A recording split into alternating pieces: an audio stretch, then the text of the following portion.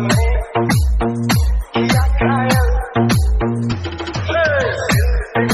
कहता है कि प्यार कर, जा किसी लड़की से आके छाड़ कर।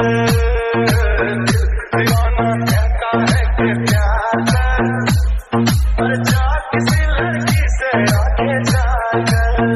पुलिस ने अभी घायल, निगाहों ने किया घायल।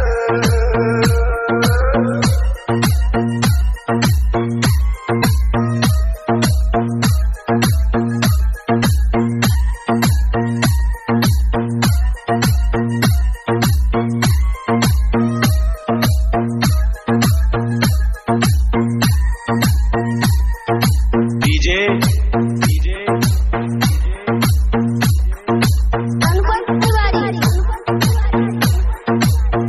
नशे में जिंदगानी है, रगों में भी रवानी है, बड़ी पागल दीवानी है, जवानी तो जवानी है।